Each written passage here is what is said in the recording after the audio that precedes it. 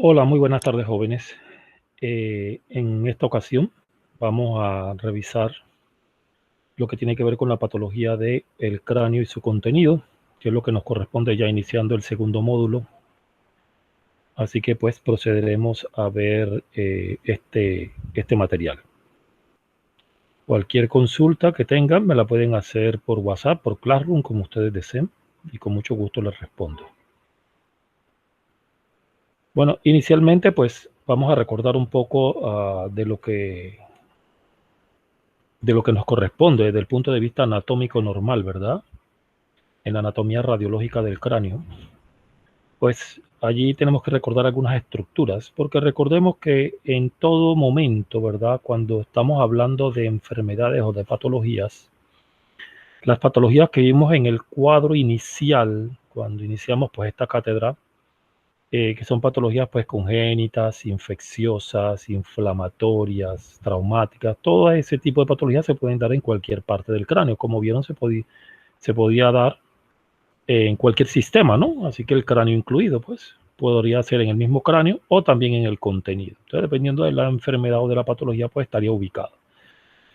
Así pues, es importante el reconocimiento de la anatomía radiológica normal, porque dependiendo de las estructuras anatómicas que se ubican en el cráneo y el contenido de las mismas, así mismo van a ser las patologías. Las patologías y las enfermedades van a depender de esas estructuras anatómicas normales.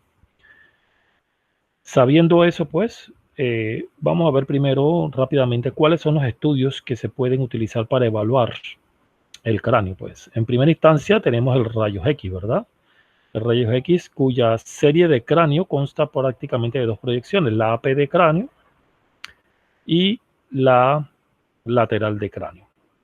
En la serie de cráneo de rayos X prácticamente nosotros podemos evaluar estructuras óseas. Sin embargo, no tenemos que dejar de recordar que hay algunas áreas anatómicas sensibles que se pueden evaluar bastante bien mediante rayos X, aparte del cráneo, como lo son pues las órbitas con su reborde orbitario, la silla turca, ¿verdad? Con el seno esfenoidal acá abajo, los senos paranasales, las celdillas etmoidales, ¿verdad? El seno frontal acá, los senos maxilares acá, que se ven mucho mejor en la proyección de Waters, por acá, ¿sí? El tabique nasal, los meatos y cornetes inferiores de la cavidad nasal. También en la zona del cabum faringio, ¿verdad? Que sirve para, eh, eh, es una zona pues que es importante porque la radiografía específica de esta área sirve para evaluar el crecimiento de las adenoides, ¿no? El crecimiento de las amígdalas nasofaringeas, ¿ok? Entonces mire que son estructuras que pueden ser evaluadas mediante rayos X y no necesariamente pues tenemos que pasar a otro estudio más complejo, pues, siempre, ¿sí? Entonces, recordando un poco de la anatomía radiológica en el cráneo, pues, recordemos que el cráneo consta prácticamente de tres regiones importantes. Uno que es la calota craneal, que es esto que también se le llama la bóveda craneana, ¿verdad? Compuesto por el hueso frontal, parietales, occipital, y las escamas del temporal y una pequeña parte del ala mayor del esfenoide de ambos lados, ¿sí? Por otro lado está la base del cráneo, que se divide en fosa anterior, compuesta por frontal y etmoides, la fosa media, prácticamente compuesta por el hueso esfenoides, y la fosa posterior, compuesta por el hueso temporal en su porción petrosa y mastoidea, y por el hueso occipital. Entonces son tres fosas. Y la tercera región acá del cráneo, pues son los huesos de la cara, ¿no? Los huesos propios de la cara, donde tenemos pues los huesos propios de la nariz, parte de lo que es el etmoides, el hueso lacrimal, parte de los huesos que componen también la órbita, el maxilar superior, el maxilar inferior, el hueso cigomático o malar, huesos que componen prácticamente pues la región de la cara, ¿ok? Bien, sin embargo, pues los rayos X se quedan muy por debajo en la evaluación de lo que son los tejidos blandos. Pero acá podemos ver estructuras anatómicas normales, como lo son las impresiones digitales. Las impresiones digitales, recordemos que son estas zonas que se ven como un poquito más radiolúcidas, proyectadas o que se ubican precisamente en la tabla interna ósea y son más visibles en niños y en infantes y adolescentes. Más o menos como de los 18 años en adelante ellas desaparecen. Y si en un adulto vemos las impresiones digitales, pues es algo patológico y significa que hay un aumento de la presión adentro del cráneo por alguna patología, como un tumor u otras entidades. Recordemos la huella vascular y los lagos venosos, que son estructuras venosas y arteriales que se encuentran aquí en esta zona. Todas estas líneas lucentes que están por aquí son huellas vasculares, ¿sí? La importancia de las huellas vasculares que generalmente las vamos a ver aquí en la región de la escama del temporal parietal, es la que más se ramifica, que es la de la huella vascular arterial de la arteria meningia media, y hay otras estas más irregulares que son venosas, y esas venosas en algunos puntos se dilatan un poquito y corresponden con los llamados lagos venosos. También tenemos en los huesos del cráneo que tienen la zona más interna, ¿verdad? Que es la tabla interna ósea, que es la cortical del hueso por dentro. La tabla externa es la cortical del hueso por fuera y lo que lo divide es el díploe. Las suturas que van a nombrarse dependiendo de los huesos que las dividen, por el menos el que divide parietal y frontal es la sutura frontoparietal, también conocida como coronal. Y la que divide occipital de parietal es la sutura occipitoparietal o parieto-occipital, también conocida como lambdoidea. Hay otras suturas, obviamente, entre la escama del temporal y el parietal, ¿sí? Que sería la temporoparietal, y así, ¿no? O sea, se van a nombrar dependiendo de los huesos que las dividen. Recordemos que dentro de la anatomía radiográfica normal hay calcificaciones fisiológicas. La más importante es una calcificación que aparece aquí en 50% de la población a los 20 años, 22 años, tienen aquí como una región puntiforme calcificada. Esta es una radiografía de un niño, por eso no se ve, pero aquí parece. Y esa es la glándula pineal calcificada, ¿okay? Y pues recordemos que hay zonas anatómicas especiales como las órbitas, la mastoide, la silla turca, que también se pueden evaluar allá en la radiografía. Bien. Otro método para evaluar el endocráneo prácticamente, pues porque se evalúa el cerebro, es el ultrasonido. Se puede realizar ultrasonido cerebral, ¿verdad? A través de la vía fontanelar anterior, es decir, se hace el ultrasonido transfontanelar aquí en la fontanela anterior abierta de los recién nacidos y hasta cuando tengan la fontanela abierta, más o menos la fontanela cierra aproximadamente entre los 6 y 18 meses de edad, es un poco variable. En los niños, la mayoría ya más o menos entre los 10 y 12 meses está cerrada. Entonces, pero antes de eso sirve el ultrasonido cerebral para realizar estudios y evaluaciones buscando dos patologías que son las más importantes ahí, las más frecuentes. Uno es la hemorragia cerebral del neonato o del recién nacido. La hemorragia cerebral del neonato o del recién nacido tiene una causa o una etiología, cuando decimos etiología es causa, ¿no? Diferente a las hemorragias cerebrales que ocurren en los adultos. Aquí se da generalmente la hemorragia cerebral, es más frecuente en los neonatos o en los recién nacidos que tengan alguna enfermedad concomitante, ¿verdad? Como alguna infección, puede ser cerebral, por ejemplo, ¿verdad? O alguna malformación vascular cerebral. Eso sí, los neonatos son nacidos a término, es decir, que ya tengan más de 37 semanas o más, o sea, ya tengan los 9 meses de embarazo. Pero la otra, que es la más importante porque es la más frecuente, es la que ocurre en los recién nacidos o neonatos que son prematuros, es decir, los que tienen menos, sobre todo los que tienen menos de 32 semanas, se hace mucho más frecuente lo que es la hemorragia cerebral. Y esto es porque existe una zona anatómica que se llama la matriz germinal, que está en la región de los ventrículos laterales. Esta matriz germinal es una zona hipervascular, es decir, tiene muchos vasos sanguíneos pequeñitos que ellos van madurando y produciendo vasos sanguíneos ahí alrededor de los ventrículos, que al final pues van a dar la vascularidad hacia esas estructuras anatómicas. Sin embargo, como el bebé nace de forma prematura, la matriz germinal no tiene los vasos sanguíneos esos bien formados. Y al no estar bien formados todavía, sino que están como quien dice débiles, cuando el bebé nace y se enfrenta al estrés del ambiente, estos vasos sanguíneos pueden romperse y ocasionar lo que es la hemorragia cerebral. Entonces, esto puede ser diagnosticado mediante ultrasonido, es muy importante. Obviamente, esto no ocurre ya en los adultos porque no existe una matriz germinal en los adultos. La otra patología con cierta frecuencia es la leucomalacia o leucoencefalopatía periférica, la leucoencefalopatía o leucoencefalomalacia periférica, que ocurre en los bebés también, en los neonatos, como una lesión de la sustancia blanca, generalmente pues en las regiones occipitales y parietales son las zonas más frecuentes, y ocurre cuando hay hipoxia, es decir, cuando los neonatos o los recién nacidos sufren algún grado de disminución de su aporte de oxígeno. Eso ocurre en neonatos que tienen sufrimiento fetal durante el nacimiento o previo al nacimiento, infecciones como secundarios a rupturas prematuras de membrana u otras patologías.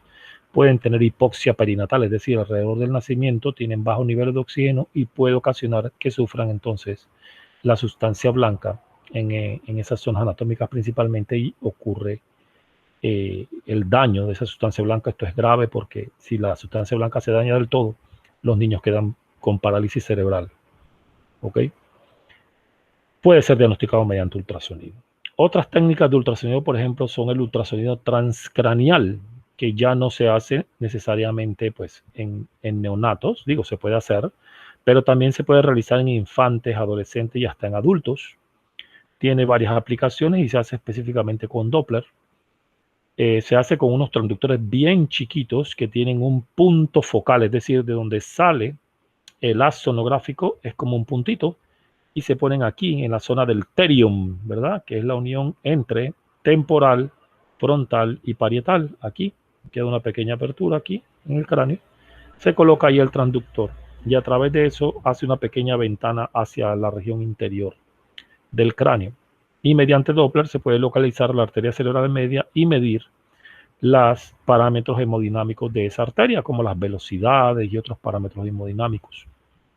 Y nos da idea entonces, por ejemplo, en infantes y adolescentes se utiliza para evaluar la posibilidad de que tengan infartos isquémicos, es decir, patología isquémica, que no es más que aquella patología secundaria a disminución del oxígeno en el cerebro, secundario a enfermedades que tenga de fondo el paciente. Por ejemplo, en pacientes falsémicos no hay un buen intercambio de oxígeno y ellos podrían tener infartos isquémicos o isquemias, zonas de isquemia, es decir, zonas donde no llega suficiente oxígeno en el cerebro. Y eso se puede diagnosticar o pronosticar mediante este método.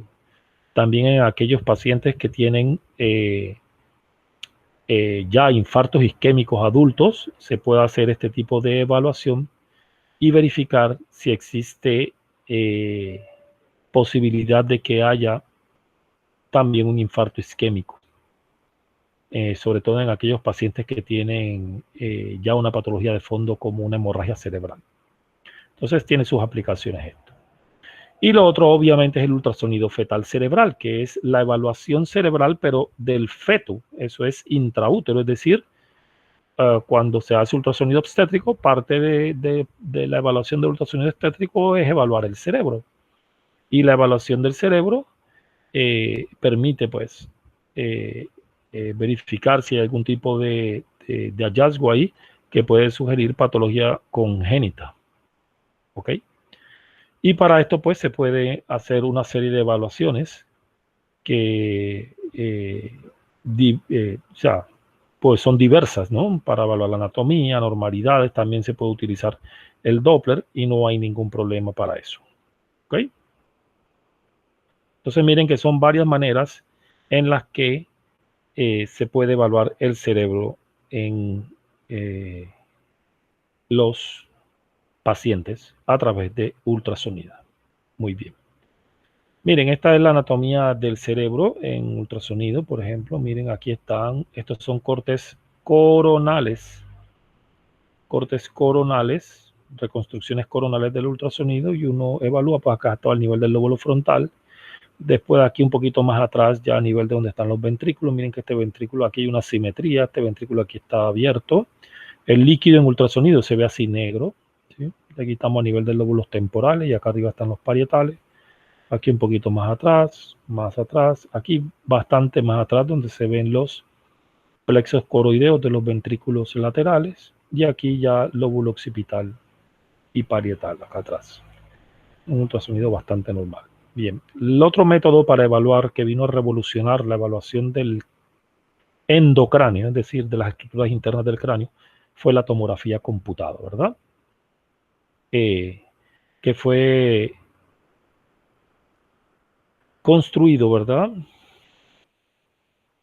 Gracias a los trabajos de Sir Godfrey Hounsfield, que fue Premio Nobel de Medicina en 1979, y realizó una serie de trabajos que al final lo llevaron a la construcción del primer equipo de tomografía computada. Recordemos que el primer equipo pues, fue construido por la empresa EMI, la disquera de los Beatles, de hecho, y tenía una fuente de radiación que era de rayos gamma realmente, y demoró 9 días, primero 9 horas en recolectar la información a través de los rayos, y después 9 días para hacer la colección de los datos y formar las imágenes. Hoy día, obviamente, eso es muchísimo más rápido porque la tecnología ha avanzado mucho, ¿verdad? Recordemos que el TC-CAD-TAC es un estudio realizado a base de rayos X, actualmente es un tubo que está en un extremo y al otro extremo están los llamados detectores, que es donde precisamente se detecta, por eso se llaman detectores, se detecta la cantidad de radiación que atraviesa el paciente en los 360 grados. ¿Ok? Eso permite después por algoritmos matemáticos, el algoritmo de Fourier principalmente, realizar reconstrucciones de imágenes que llevan a la formación de estas imágenes que ya vemos en las pantallas. Hay diversos grupos de tomógrafos o de equipos de tomografía computada que se clasifican dependiendo de cómo es la distribución del tubo de rayos X y de sus detectores. Y de así pasamos de tomógrafos de un detector a las tecnologías multicorte, ¿sí? Las tecnologías multicorte no son más que tecnologías donde se multiplica la cantidad de detectores en sentido horizontal y eso permite obtener más información en un mayor grosor del paciente al mismo tiempo, por lo que permite realizar una serie de reconstrucciones tridimensionales vasculares y de otra índole, ¿verdad? También permite un mejor aprovechamiento de los medios de contraste. Recordemos, los medios de contraste aquí están hechos a base de yodo, que son los que nos dan la densidad metálica, ¿verdad? A nivel del tomógrafo, de las imágenes de tomografía computada. Y nos permite el realce de estructuras vasculares y también de tejidos que tienen vascularidad. Y pues no podemos olvidarnos que a nivel de tomografía computada, de las imágenes propiamente de la tomografía computada, los términos correctos que se deben utilizar en el lenguaje son los términos de densidad y específicamente, si hablamos de nivel objetivo, de unidades Hounsfield, que son unidades objetivas en la medición de las diferentes densidades de los tejidos. ¿Ok? Bien, aquí tenemos la comparación de los primeros tomógrafos computados y este, que es obviamente un equipo mucho más moderno. ¿Ok? Mucho más moderno, esa evolución, ahora son equipos mucho más ergonómicos, más amigables, ¿verdad? Llamativos a la vista y todo lo demás para la comodidad del paciente y también del personal que lo utiliza. Entonces, la tecnología multicorte permite realizar esta adquisición de datos en espiral y no es más que el movimiento continuo del tubo de rayos X y de los detectores del otro lado a medida que la camilla avanza. La camilla del paciente va avanzando. Eso permite que si el tubo está girando aquí y la camilla va avanzando, se haga como quien dice una espiral a través de la detección de las densidades del paciente. Entre más junta esté esa espiral, cada una de estas líneas, los datos van a ser de mayor fiabilidad, porque vamos a tener datos más cercanos uno de otro. Y entre más estirada esté la espiral, los datos pues son un poco menos fiables, ¿no? Tienes menos data por volumen de paciente.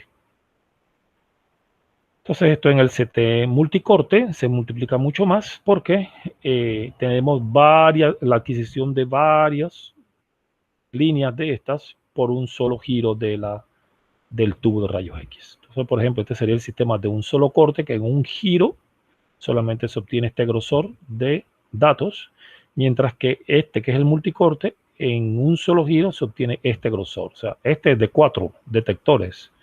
Imagínense, ya aquí se obtiene el cuádruple del grosor. Ahora imagínense uno de 64, abarca mucho más. Por eso que estos equipos también, entre más cortes se puedan realizar, son mucho más rápidos. Y se pueden hacer este tipo de reconstrucciones que yo me imagino que ya ustedes las deben haber visto, ¿verdad? Esto es a nivel de la base del cráneo, todas las estructuras vasculares. Aquí vienen las arterias vertebrales, forman la basilar. Y aquí está el polígono de Wills, pues, la cerebral media aquí y las cerebrales anteriores, comunicantes anteriores. Podemos ver ahí claramente y buscamos y damos la vuelta a todas esas estructuras y podemos llegar a ver este tipo de patología aquí, dilatación de esta estructura vascular que se le denomina aneurisma. Ahorita vamos a ver ciertos signos radiológicos que son comunes a los tubos que tenemos en el cuerpo para que los tengan en cuenta. Entonces, este tipo de reconstrucciones también. Aquí están las arterias vertebrales. ¿Sí? Podemos evaluar. También este tipo de reconstrucción hay otro tipo, como esta, la multiplanar, que es la MPR. ¿Sí? Reconstrucción multiplanar. Y esta que es la MIP, que se llama máxima intensidad de proyección, la MIP, que no es más que el resalte, si se resalta en la imagen las zonas que tienen mayor densidad, que en este caso como es una tomografía de los miembros inferiores para ver, es una angiotomografía, porque es de los vasos sanguíneos de las arterias. Entonces se realza en la imagen las estructuras de mayor densidad, en este caso metálica, porque son las que tienen el medio de contraste adentro, y así podemos evaluar muy bien las arterias como si hubiera hecho una angiografía, administrado yodo adentro del paciente, se le hubiera hecho una angiografía con un estudio endovascular. Y se pueden evaluar muy bien las arterias y vamos buscando donde hay una patología. Por ejemplo, aquí vemos, miren, hay una obstrucción aquí, ¿sí? A nivel de la arteria peroneal. En el origen hay la arteria peroneal, de este lado se ve bien. ¿Ok? Entonces, por ejemplo, en un CAT cerebral o un TC cerebral de rutina, pues es un estudio de rutina de urgencia, se hacen cortes de 7 a 10 milímetros.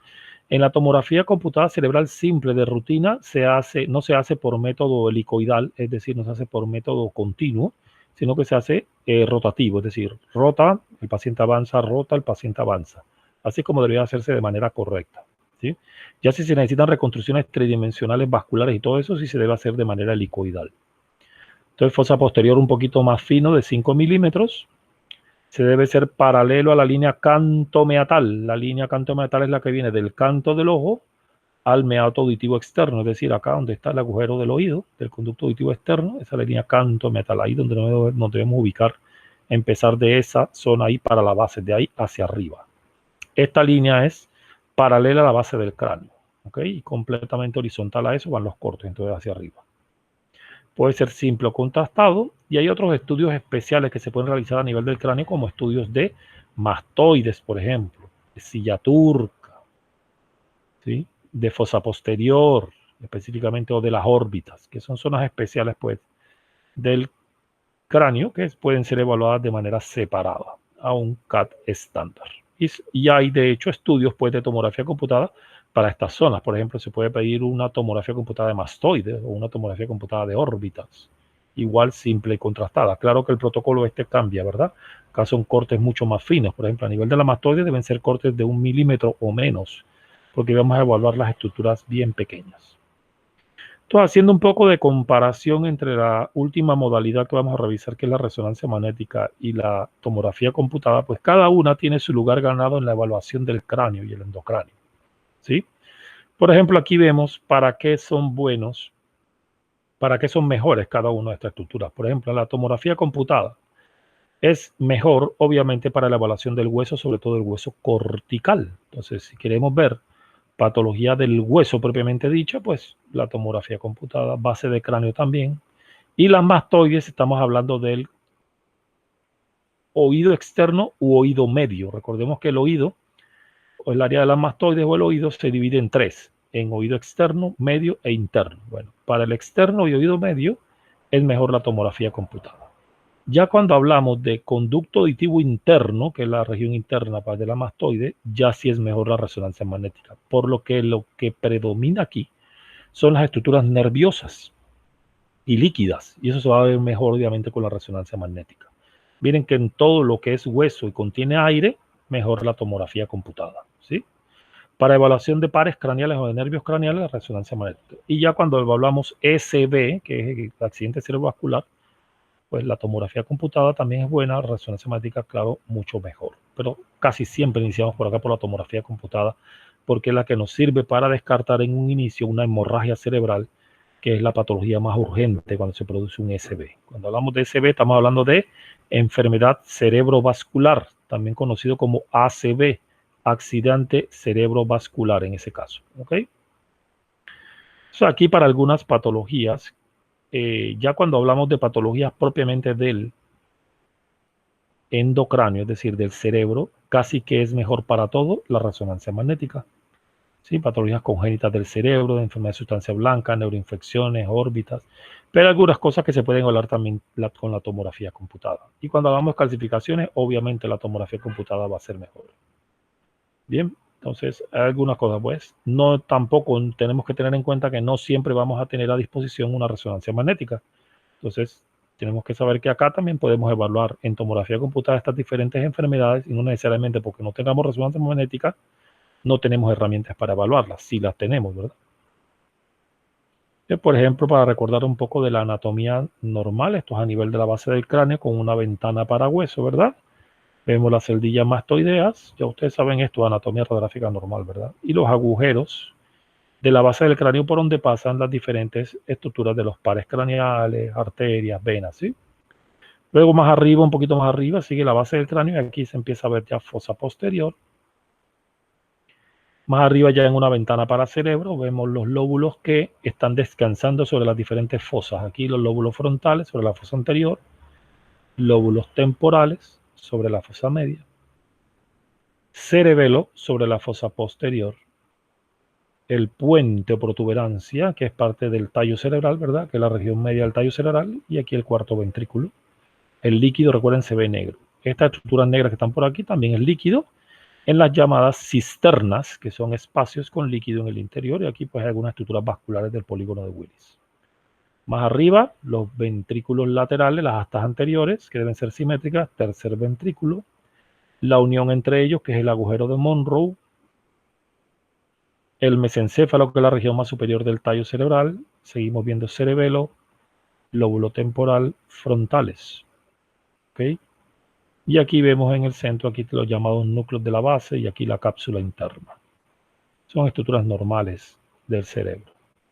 Más arriba, pues la línea media aquí está, el lóbulo frontal, ya lóbulo parietal, bueno, un poquito del occipital aquí, ya empieza a verse parietal, los ventrículos laterales con los plexos coroideos, aquí sí hay una patología.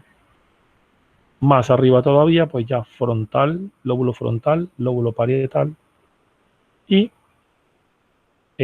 las astas anteriores de los ventrículos laterales y acá las astas posteriores o parte ya del atrio. Y más arriba, pues ya no vamos a ver ventrículos y aquí tendríamos lóbulo frontal y acá atrás lóbulos parietales. ¿Ok? Anatomía normal. Bien. Antes de pasar aquí, vamos a ver, quiero mostrarles lo que les dije hace un rato de la patología, la semiología radiológica de los tubos, lo que yo llamo la semiología radiológica de los tubos. ¿Ok? Bueno, un tubo en radiología médica puede estar, ¿verdad? Un tubo del cuerpo humano en radiología médica, ¿verdad? Va a tener una imagen completamente lineal, ¿verdad? Este tubo, los tubos en el humano, vamos a verlos en radiología médica de diferentes contenidos, porque dependiendo del tubo, así mismo su contenido, ¿verdad? Entonces, esta va a ser la anatomía normal. Entonces, por ejemplo, las vías biliares que contienen bilis. ¿Okay? Tráquea y bronquios, que también son tubos, que contienen aire. ¿Okay? La tráquea y los bronquios contienen aire. De ahí, por ejemplo, vías urinarias, o los ureteres, por ejemplo, ¿verdad? Los ureteres, la pelvis renal, que contienen orina. Aquí también entra la vejiga, a pesar de que la vejiga no es un tubo, sino que es una cavidad, ¿no? Pero pues también entra en la semiología esta de los tubos, porque también se pueden ver las cosas que vamos a definir ahora. Entonces, en las vías urinarias, pues la orina. Están los vasos sanguíneos, los vasos.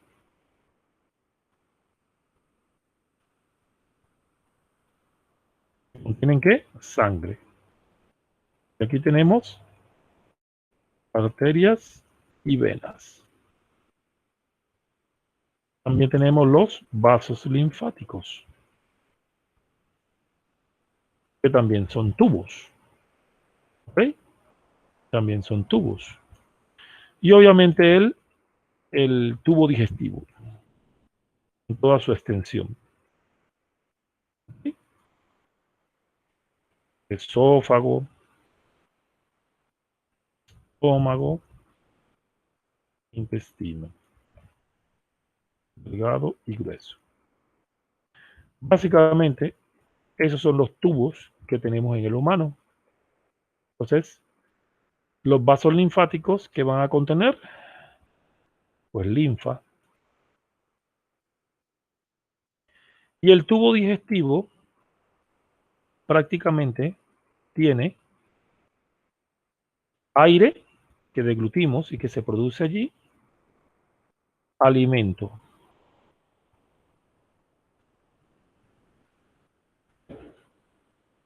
Nutrientes. ¿Sí?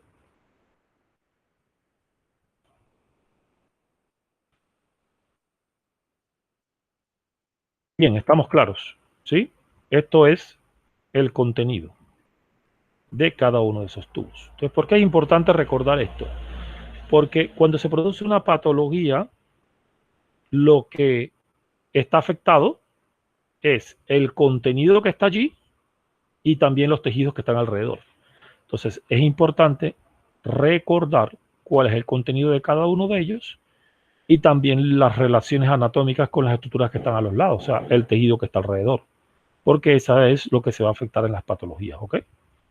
Entonces, en un tubo, nosotros podemos tener varias cosas. Vamos a ver. Vamos a ver este tubo aquí. Entonces, en un tubo nosotros podemos tener varias cosas.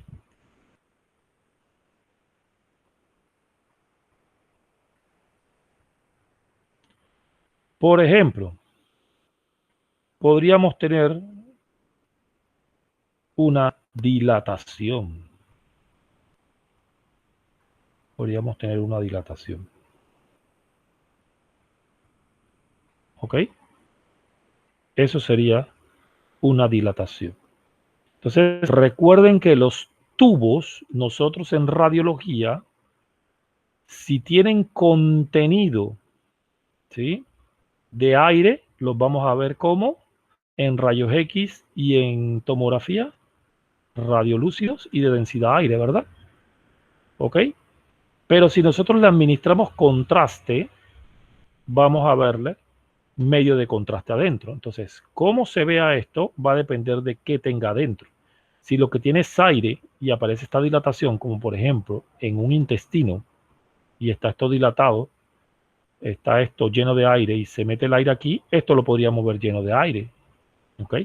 Pero si a ese intestino le metemos contraste, esto se va a llenar de contraste. Me refiero a que las patologías que se van a ver va a depender del contenido que va a tener aquí.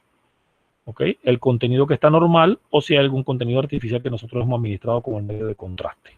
Bien, entonces en los tubos podemos ver esto, una dilatación. ¿Ok?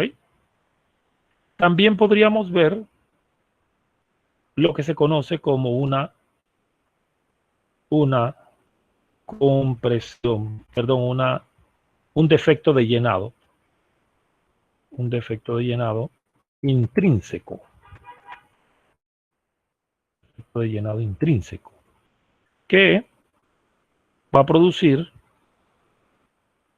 nosotros, esto no lo vamos a ver. O sea, si hay una lesión ahí en la pared, esto no lo vamos a ver. ¿Ok? A ver, déjenme acomodar esto aquí porque esto no quedó bien dibujado aquí. Vamos mejor para atrás. Aquí. Esto nosotros no lo vamos a ver. ¿Ok? No lo vamos a ver. Vamos a ver es el contraste que se encuentra en el interior del tubo. ¿Ok? Contraste que se encuentra en el interior del tubo.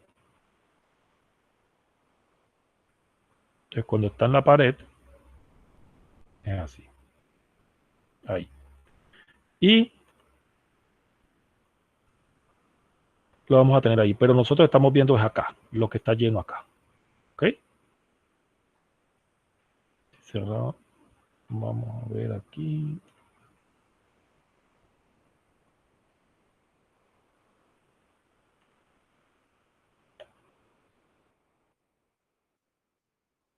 Bien.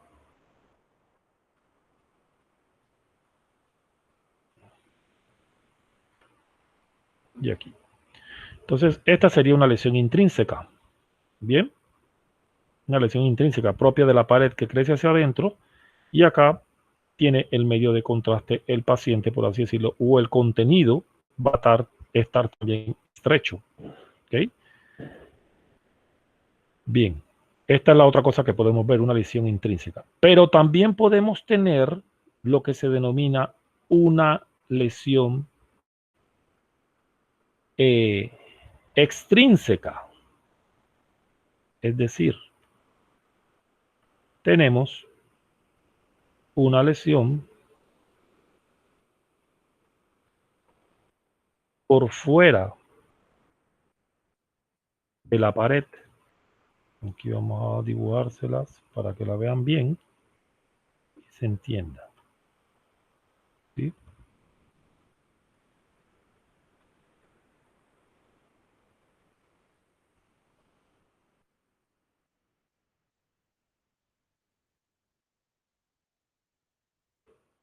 ¿Okay? Es decir, esta lesión está ocasionando es compresión aquí de la pared. ¿Ok? Compresión de la pared del tubo. Pero la lesión está afuera. Es una lesión extrínseca. ¿Ok? Extrínseca. También podríamos tener una estrechez. Es decir, de la misma pared hay algo que está produciendo una estrechez. A veces es por lesiones intrínsecas, la mayoría de las veces por lesiones intrínsecas, pero son lesiones de tipo irregulares. ¿Ok? Entonces aquí hay una estrechez. ¿Ok? También podríamos tener una obstrucción, es decir, hay un punto en el que ya creció tanto el asunto aquí,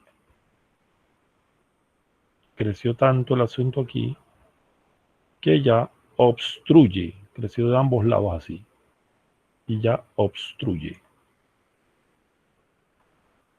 ¿Okay?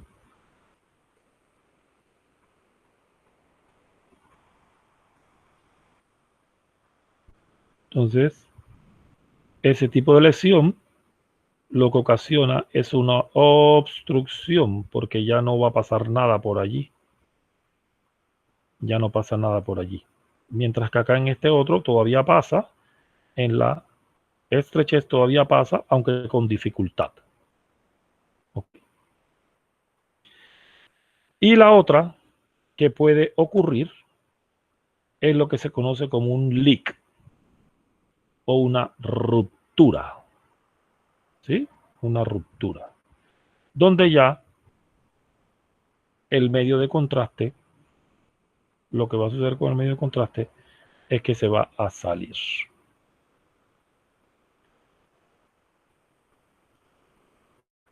Porque hubo una abertura, una ruptura.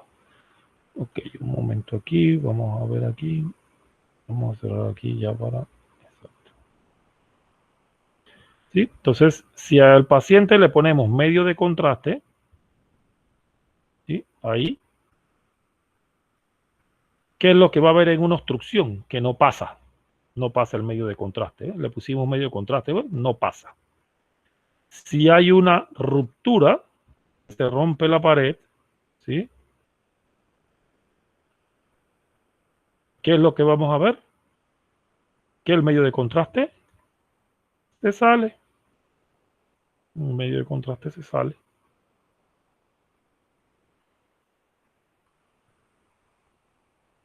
¿Sí? Un medio de contraste se sale. ¿Ok? ¿Estamos claros? Acá, en la obstrucción no pasa, ni para allá ni para acá. En la estrechez sí pasa, pero con dificultad. La compresión extrínseca, la pared, miren que está presionada hacia adentro. La compresión intrínseca es por una lesión intrínseca, mientras que esta es de una lesión que está fuera de la estructura y está presionando la pared. ¿Cómo uno diferencia? Muchas veces no se logra diferenciar, pero un dato es ver el ángulo que hace la pared del tubo con el desplazamiento de la pared que nosotros estamos viendo. Porque recuerden que esto nosotros no lo vemos. Esto nosotros no lo vemos. Vemos el tubo aquí que está con este desplazamiento de la pared. Entonces evaluamos el ángulo este. Si el ángulo es como este aquí, un ángulo obtuso, es decir, mayor de 90 grados, entonces es una lesión extrínseca. Pero si el ángulo entre el desplazamiento de la pared y la pared que venía normal es agudo, como aquí, menor de 90 grados, entonces probablemente se trate de una lesión intrínseca de la pared, propia de la pared del tubo. ¿Ok? Y acá, obviamente, el medio de contraste cuando ponemos va a entrar en la saculación anormal que se ha producido. ¿Ok? Entonces, estamos claros, ¿verdad? Estamos claros cómo es el asunto. Y bien, entonces vamos a ver aquí cómo se llaman, dependiendo cómo se pueden llamar estas diferentes patologías que se producen. Pues bien, esta de aquí puede ser un aneurisma. Eso ocurre en los vasos sanguíneos, arterias, venas, vasos linfáticos. En los vasos, no solamente sanguíneos, también en los linfáticos. Es un aneurisma. ¿Sí? Aneurisma. Entonces eso ocurre en arterias, venas,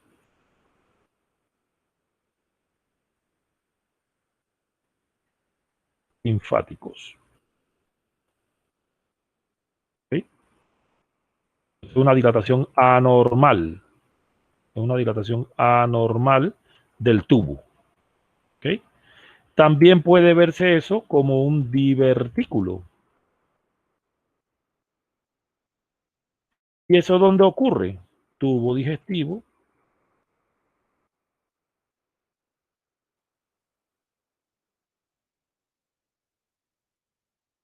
tráquea y bronquios.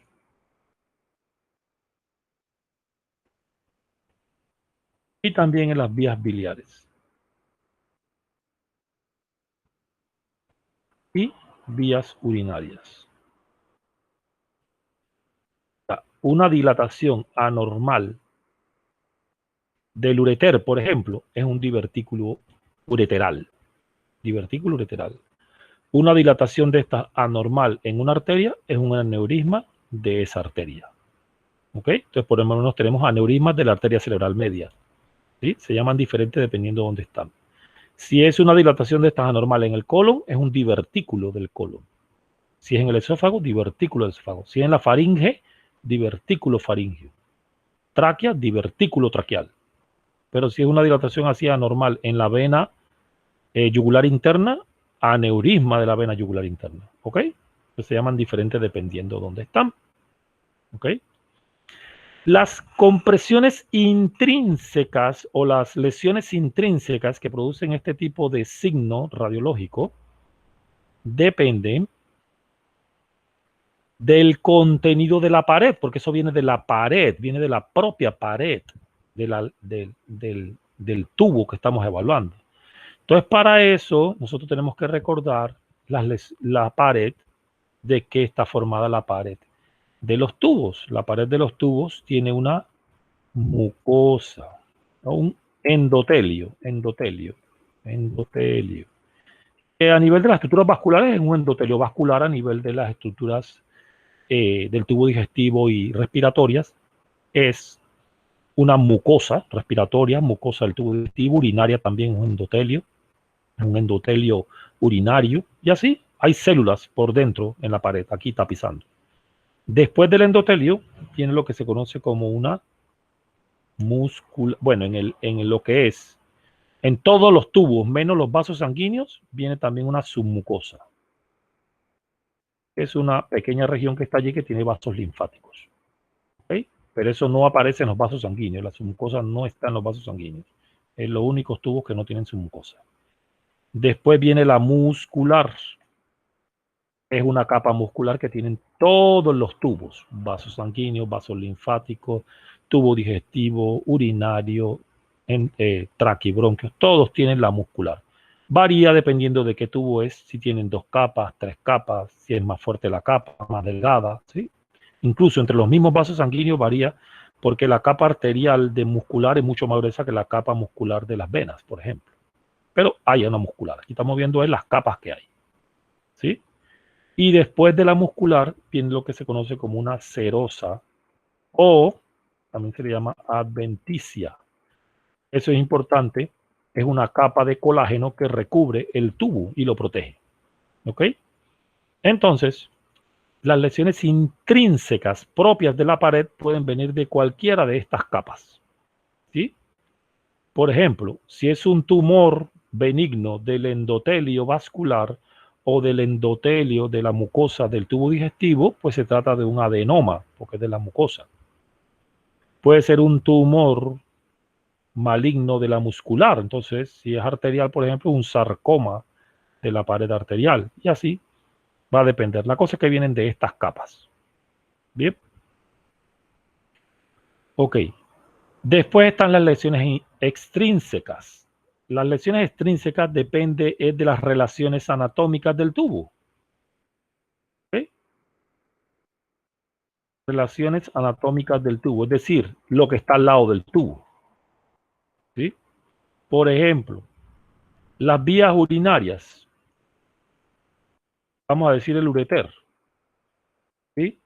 Allí al lado están los músculos psoas, hay algunos vasos sanguíneos, ¿sí? Hay ganglios. Entonces, eso podría ser lo que produjera una compresión, alguna lesión del psoas, alguna lesión de los ganglios de vasos sanguíneos, podrían comprimir las vías urinarias. Yo no esperaría que hubiera una compresión, digamos, por un tumor del hígado en las vías urinarias, porque el hígado está adelante, anterior, está intraperitoneal, mientras que los ureteres están retroperitoneales. Entonces, ¿de qué dependen las compresiones extrínsecas de los tubos? De las relaciones anatómicas, estructuras que están a los lados, adelante, atrás, a la derecha, a la izquierda, ¿sí? Pues dependen de las relaciones anatómicas de cada tubo. ¿Okay? Las estrecheces y las obstrucciones, ¿sí? Ambas suceden usualmente por las mismas cosas. En vasos sanguíneos, principalmente arterias, es donde más ocurren.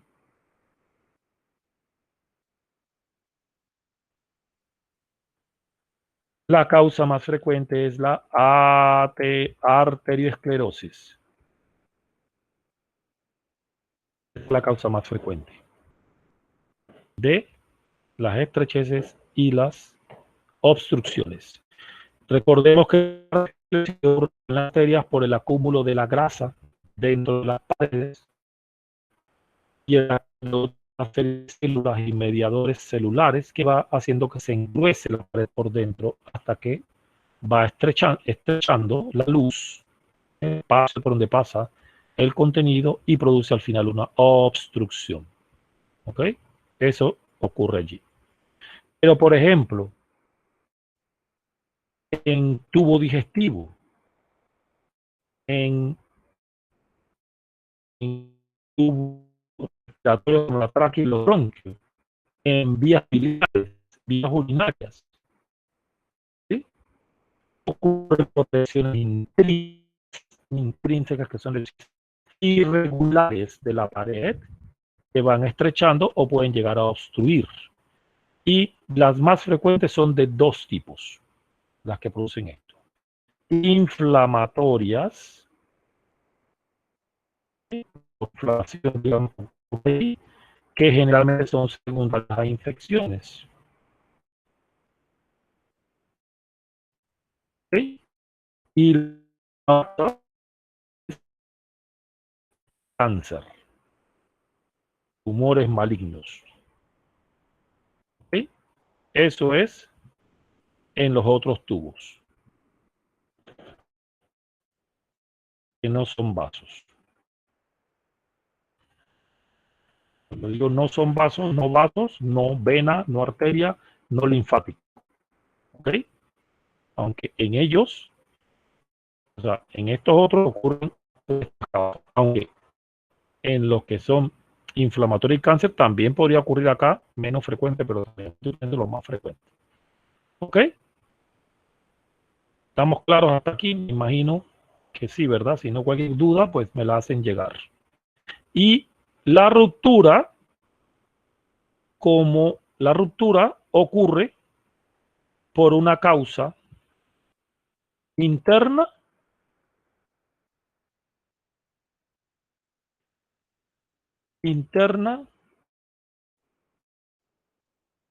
o externa. ¿Sí? Es decir, si tengo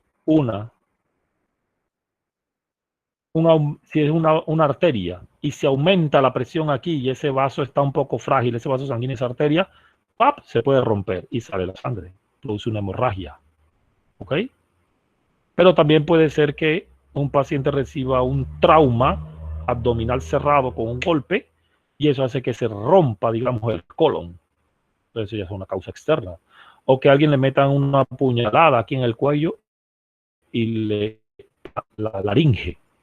Entonces es una causa externa. ¿Sí? Entonces las rupturas de la pared de los tubos va a ser por causa interna o externa. Esto funciona casi que como la fractura. ¿Sí? Ya sea por aumento de la presión o fragilidad de la pared o por una causa externa de un trauma. Generalmente es por fuerzas.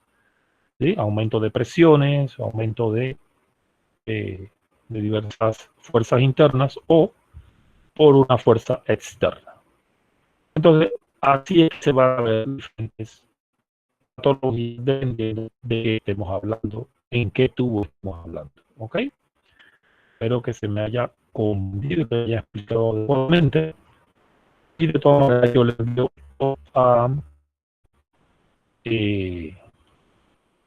al Classroom para que lo tengan. Quise hacer el paréntesis allí porque esto nos va a servir para entender todos los tubos de aquí en adelante. Pues ahorita lo que más nos interesa, hablando de endocráneo, cuando hablamos de cráneo, es de la patología a nivel de las arterias y las venas del cerebro y del cerebelo, de todas las células del estado. Bien, entonces continuando acá, ya vimos pues la semiología de los tubos, vimos los diferentes métodos de imagen que se pueden utilizar para la evaluación de las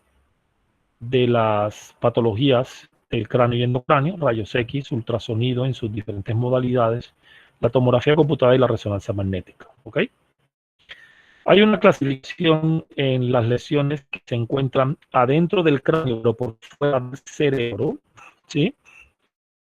Es una clasificación la cual depende de dónde se ubican las lesiones. ¿Ok? Cuando una lesión se encuentra dentro del tejido cerebral, o sea, en el cerebro, es decir, está dentro del tejido intraaxial. Intraaxial se conoce. O sea, está adentro del tejido del céfalo. Eso es una lesión intraaxial. Es importante que lo manejen porque cuando se habla de una lesión intraaxial, ustedes sepan de qué se está hablando. Es del tejido del encéfalo. ¿Ok? Ya sea cerebro, cerebelo, tallo cerebral. Bien. Cuando hablamos de lesiones extraaxiales, son lesiones que están por fuera de este tejido. Y por fuera de este tejido se ubican varios espacios. Estos espacios están limitados por las membranas que rodean el encéfalo y por el cráneo. ¿Ok? Entonces, recordemos primero las membranas que rodean el encéfalo. En las membranas que rodean el encéfalo tenemos tres, ¿verdad? La dura madre, que tiene como dos hojas o dos repliegues. Esta que está aquí es la dura madre, pero que están bien juntas, ¿sí? Esas repliegues están bien juntas. ¿Dónde se separan? Se separan en ciertas estructuras venosas, estas venas que se llaman los senos venosos. Ese repliegue, esa doble hoja se separa solamente para formar las estructuras venosas llamadas senos venosos. De hecho, y para afirmar, cubren el cráneo junto a la hoja, que se considera una hoja que forma los senos venosos en ciertos puntos. Esta estructura venosa. Pero por fuera de la dura madre, anatómicamente, tenemos la tabla interna ósea. Entonces, para recordar un poco, vamos de afuera hacia adentro. Primero tenemos piel, ¿verdad? La piel. Después de la piel viene el cuero cabelludo, es decir, el tejido subcutáneo que está por debajo de la piel. ¿Ok? Antes de llegar a la tabla externa ósea, la cortical externa del hueso, el cráneo tiene una membrana que es como casi como un punto del cráneo, una membrana dura, y eso ayuda a... Esa membrana recibe el nombre de la galia.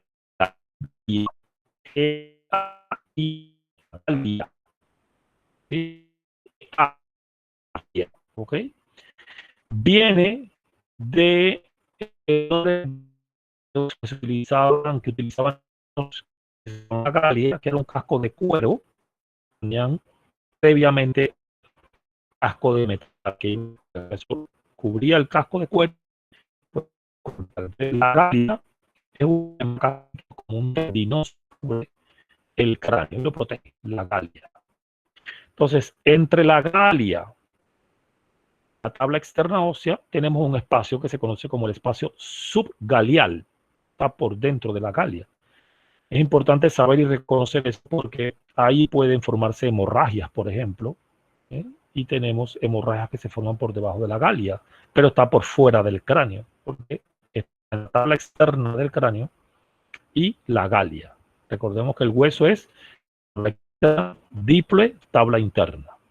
Ese es el hueso, ¿ok? Entonces después tenemos la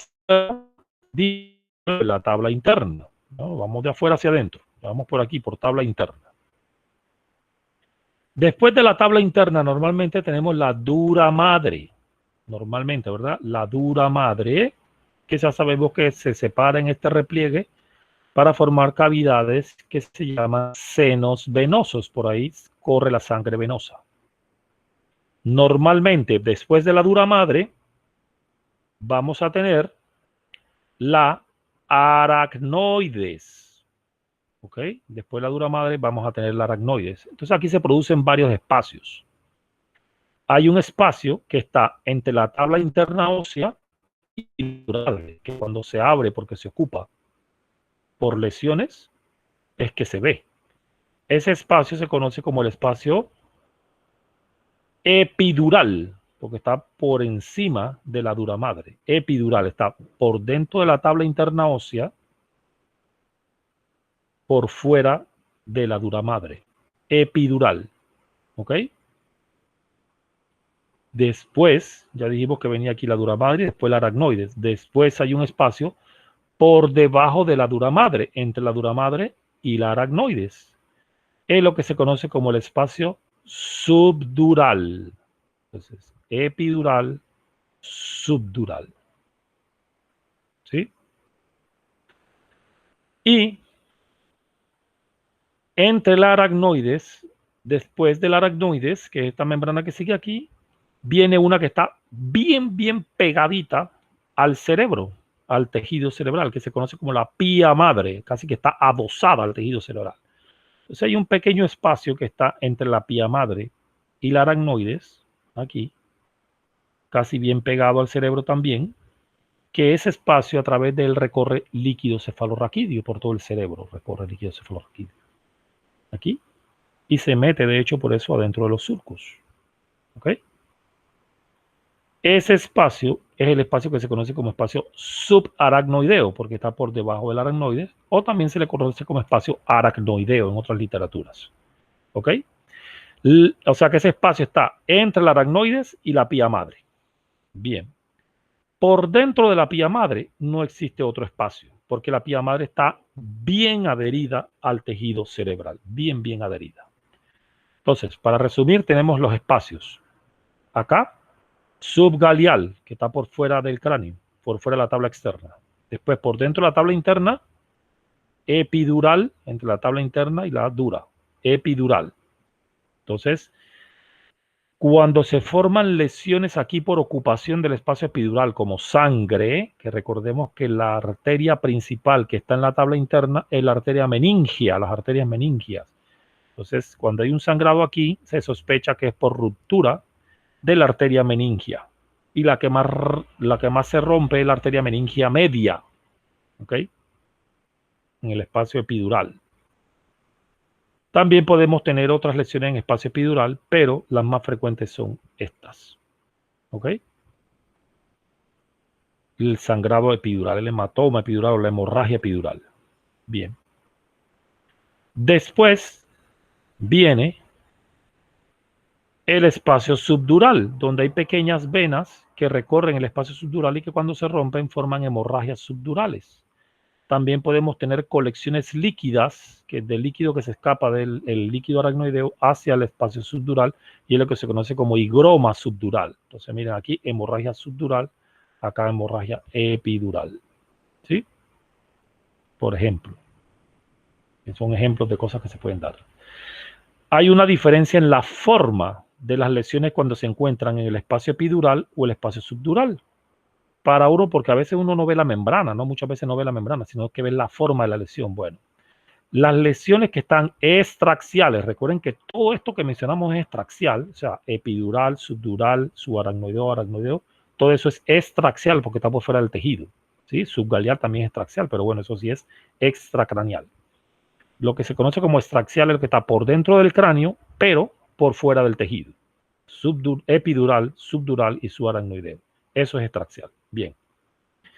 La forma que tienen las lesiones epidurales es una forma de lente biconvexo. Cuando ustedes ven una lesión extraxial en forma de lente biconvexo, pónganle la firma que es epidural. ¿Ok? Y la forma que tienen las lesiones subdurales es una forma de semiluna.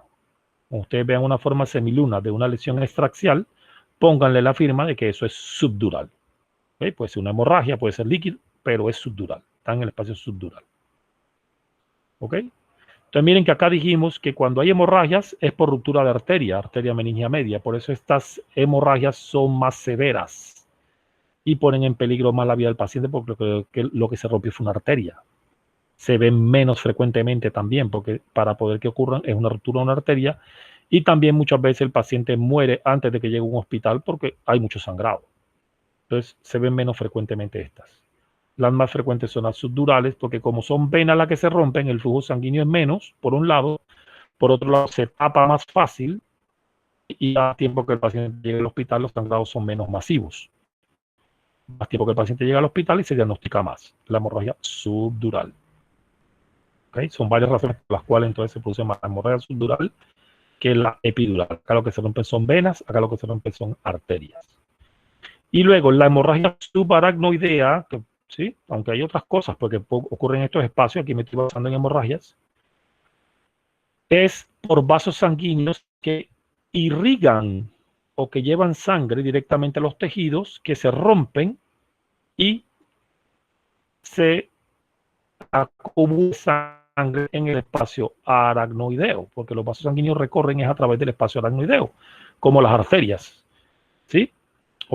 O pequeñas venas también que están en el tejido cerebral. Entonces, la ruptura, por ejemplo, de un aneurisma de una arteria cerebral va a dar hemorragia aracnoidea. Porque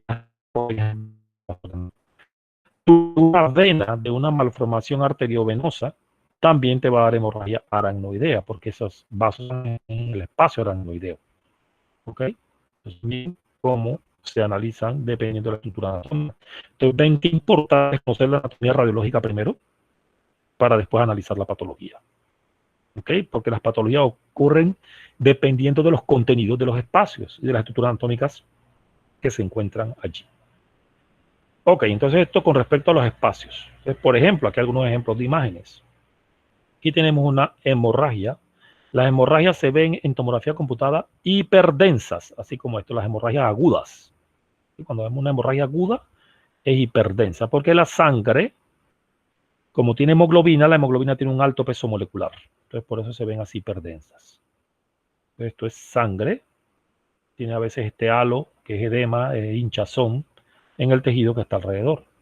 Entonces, un sangrado dentro del tejido, es intraaxial, ¿ok? Esto acá es extraaxial, miren, es una fractura deprimida del cráneo, con un hematoma o una hemorragia subgalial, está por debajo de la galia, está comprimiendo aquí, y hay pequeños focos hemorrágicos intraaxiales, porque están en el tejido, ¿ok? Miren que no hay nada extraaxial. Acá, sin embargo, hay sangre en las cisternas. Las cisternas forman parte del espacio aracnoideo. Y hay un poquito de sangre aquí por el espacio subaracnoideo. ¿Ve? Así que esto lo más seguro es porque hubo una ruptura de algún aneurisma o de una malformación arteriovenosa que produjo ese sangrado. Lo más frecuente son los aneurismas. Son más frecuentes que las malformaciones arteriovenosas. ¿Ok? Miren este acá. Esto es una imagen hiperdensa en semiluna. A veces se ven así laminares, es decir, muy pequeñitos, adelgaditos, pero es una imagen en semiluna, subdural, es una hemorragia subdural. Entonces, las hemorragias o los espacios estos extraaxiales se nombran dependiendo de cuál lóbulo cerebral está al lado, ¿ok? Entonces, por ejemplo, aquí tenemos el lóbulo frontal, lóbulo temporal, es lo que está al lado, del lado derecho. Entonces yo digo que esto es un hematoma subdural frontotemporal derecho. Y puedo decir que es agudo, ¿ok? Las hemorragias, para nosotros ver las hemorragias, si es una hemorragia aguda, o sea que está dada en las primeras 24 horas, eso es importante hacer el diagnóstico de que si es aguda.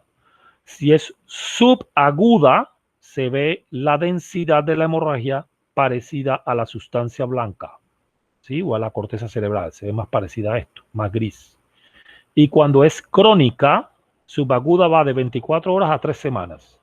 Y crónica es más de 3 semanas. Cuando es crónica, se ve del mismo tono que el líquido cefalorraquídeo. Ya esa sangre fue, como quien dice, ocurrió licuefacción de todo el coágulo, de toda la hemoglobina.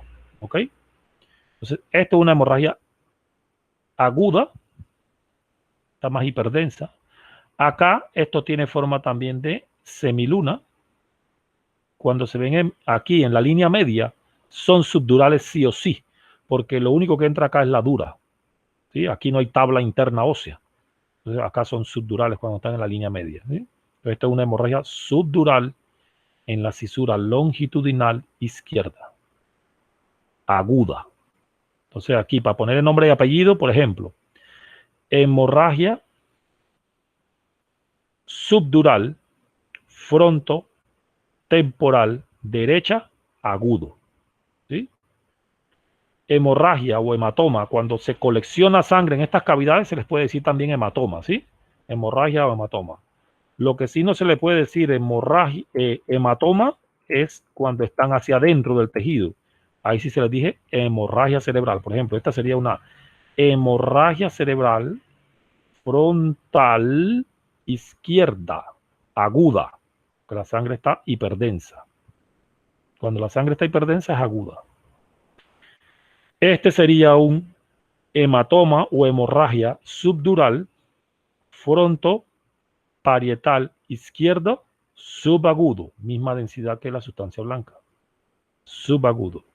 Si tuviera que el líquido cefalorraquídeo sería crónico. ¿Ok? Entonces miren la importancia de estas lesiones. Aquí, por ejemplo, está comprimiendo el hemisferio cerebral de este lado. Miren cómo comprime el ventrículo lateral y eso al final puede producir herniación del cerebro y se muere el paciente por eso. Igual acá, con todo el golpe, está produciendo edema cerebral aquí. Miren cómo los surcos cerebrales que acá se ven normales, los surcos, los espacios estos de líquido que están entre las circunvoluciones cerebrales, acá prácticamente no se ven. Es por el edema, la hinchazón que hay allí. Y está comprimiendo entonces el hemisferio cerebral para acá. Y también se puede herniar y morir el paciente. Miren este de aquí. Esta es una hemorragia epidural, lente biconvexo, ¿sí? Epidural. A veces dentro de las hemorragias podemos ver dobles densidades. Una densidad aguda y una densidad subaguda. Eso significa, cuando vemos este tipo de cosas, esta es subaguda, miren, similar a sustancia blanca o gris.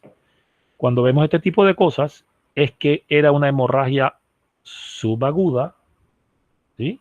Que resangró, o sea, volvió a sangrar. No se diagnosticó en el momento, sino que después probablemente se coaguló allí y tapó el sangrado, pero después volvió a sangrar. Se puede ocurrir en los epidurales o en los subdurales. Miren, ahí. Entonces, cuando es así, decimos subaguda con resangrado. Pues tenemos sangrado agudo. Igual acá, también de dobles densidades. Entonces, aquí sería hemorragia epidural parietal izquierda subaguda con resangrado. ¿Okay? Hemorragia o hematoma epidural frontal derecho subagudo con resangrado. Lente biconvexo. Epidural. Esto es una hemorragia intraventricular, pero eso es por una hemorragia intraxial. La hemorragia ocurrió aquí en el tejido este, que es de los tálamos, y drenó hacia los ventrículos. Drena el ventrículo. Es una hemorragia intraxial con drenaje ventricular. Entonces, intraxial a nivel del tálamo con drenaje ventricular. Entonces miren que cuando son intraxiales se nombran dependiendo de dónde están ubicados. Yo no les voy a exigir que me digan la anatomía pues exacta, ¿verdad? No es su parecer, pero sí por lo menos que me digan el lóbulo cerebral donde está. Lóbulo frontal, lóbulo temporal, ¿verdad? Si está en el occipital o si está en los parietales ya, ¿sí? Si está en el cerebelo, hemisferio cerebeloso derecho, hemisferio cerebeloso izquierdo, ¿ok? Si está en el tallo cerebral. Y en este caso aquí, con que me digan, aquí cuando están en la región central, puede decir núcleos grises de la base. Núcleos grises de la base del lado izquierdo.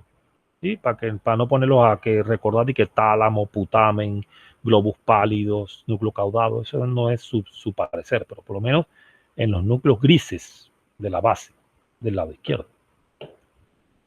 Acá miren, tiene doble hemorragia o doble hematoma. Aquí tiene una hemorragia o hematoma epidural frontal derecho subagudo, ¿sí?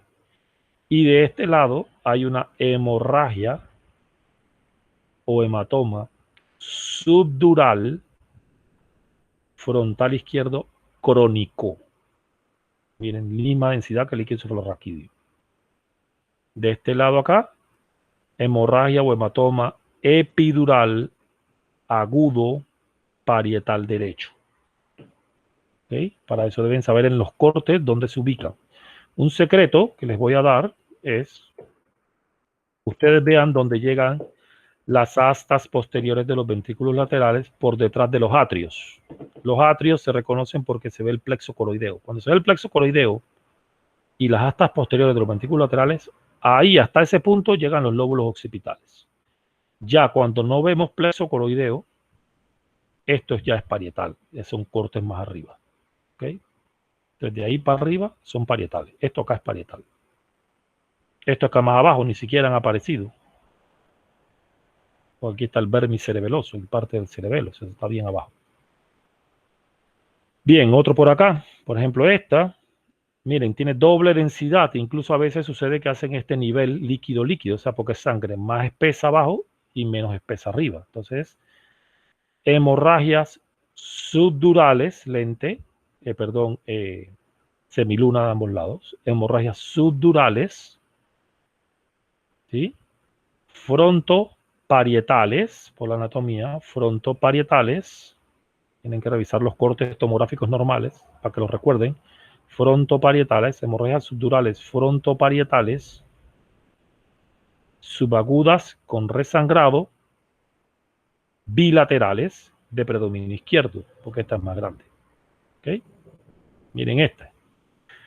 Hemorragia o hematoma subdural, frontoparietal agudo. ¿Sí? Está comprimiendo el ventrículo, el hemisferio de este lado. También en resonancia magnética. En resonancia magnética se va a ver hiperintenso en la fase aguda.